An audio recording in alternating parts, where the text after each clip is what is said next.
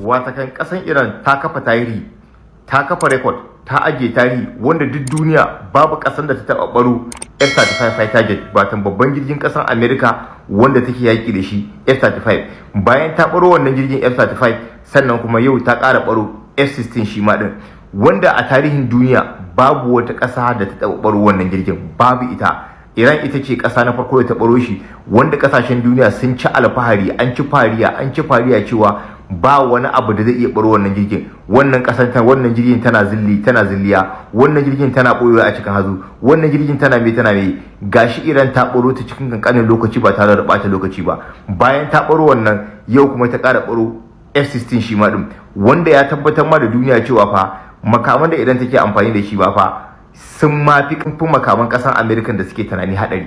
Duk wani makami da Amerika take tunani ta hada shi yana da hadari, ko take tunani cewa wannan makamin yana da wasu technology da zai wahala a samu wani abu da zai iya cikin same in ba su suka baka wannan abun, to za su ga Iran ta fito da nan makamin kuma ta yi amfani da shi, kuma ta kakkabo makaman su din, ko ta yi amfani da wannan technology ta yi hacking din makaman su, ko ta yi amfani da technology din ta lalata nasu technology din. Wannan shine abin da yana ba ma turawa mamaki, wai kasan da suke gani cewa bata kai ba ashe ta riga ta wuce, kasan da suke gani cewa ba za ta iya ba gashi ta riga ta yi din, kasan da suke gani cewa za su murkushe ta a cikin kwana 2 ko 3 gashi ta ja su sati 3 ana fafatawa, kuma suke neman taimakon asasanta. Amma kuma a yanzu din kuma ita ke nuna musu cewa fa ita ke da izini da za ta iya dakatar da yaƙi, ko take a ci gaba a ci gaba, ba su ba, suna su kawai su tsaya kallo. Watan yanzu su ne suka koma victim din, ba Iran bane ta koma victim. Su suka zo ma Iran, kuma gashi kuma su suka koma victim. Su suke neman sulhu, ba Iran din take neman sulhu ba. Iran da gargazan take left and right, ta ko ina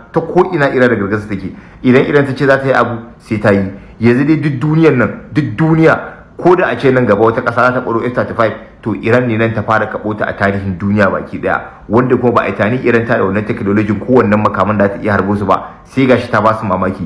Pilot din bai ma an kara ba, sai dai kawai ya ga wannan miza din a gabansa, wanda a wannan lokacin miza din ne ya tilasta ma pilot din nan ya yi saukan gaggawa, jirgin nan ta yi ƙasa warwashi, kuma ya samu ya sauka da parachute, ya samu ya tsere ma rayuwarsa. Wanda dai a yi zaka wannan jirgi dai ya riga ya yi kaca-kaca, kamar yadda kuke ganin shi gashi nan na kafe muku hotonsa a sama. Wanzu dai Iran ta riga ta yi nisa kan ba ta jin kira.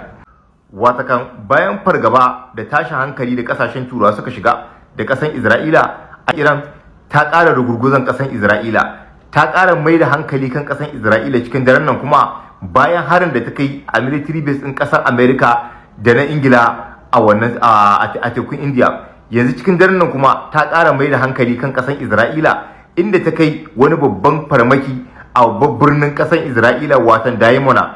Wannan babban birnin wanda ƙasar Isra'ila tana ji da wannan birnin, wanda duk wani nuclear facilities ɗin ƙasar Isra'ila a wannan birnin, wannan nuclear facilities ɗin ƙasar Isra'ila yake.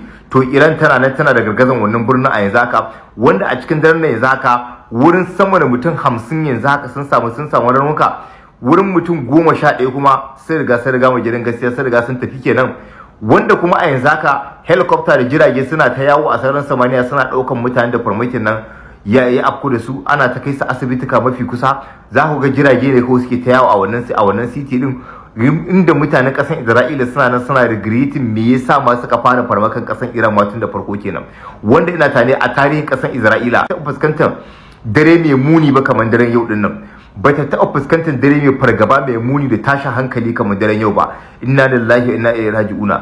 Gabaki ɗaya mutanen kasan Isra'ila suna cikin wani hali, a ce inda nukiliya ɗin ƙasan ku yake a nan aka kai hari. Imaginin a ce an samu wani nukiliyar nan ta fashe, an lalata ta a wannan ƙasar, ya mutanen ƙasan za su kasance a wannan lokacin? Ya mutanen ƙasan Isra'ila za su kasance a samu nukiliya ɗin na bata ta a yanzu haka? Wanda a yanzu haka dai ko ina gudu ake a wannan city ɗin.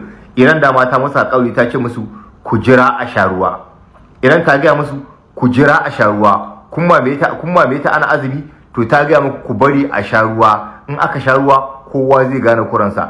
To an sha ruwa din tun daga ranar sallah da aka sha ruwa har izuwa yau ranar yawon sallah, har izuwa daren yau na kwana na biyu kenan da sallah. Iran ta ki bari mutanen su sha ruwa. Ba su mamaki kawai take, ta tabbatar musu kai Iran ta riga ta zama talk and do.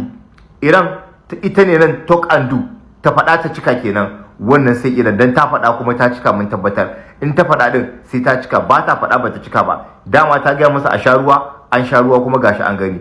Ta gaya masa cewa duk inda aka kuskura aka kai mata hari kuma sai ta mai da martani a wannan wurin, ko da nisa wurin ya kasance bangon duniya ne, za ta iya mai da masa martani a wannan wurin. Kuma nan ma an gani, dan an kai mata hari a wannan military base din, ita ma kuma ta riga ta mai da martani.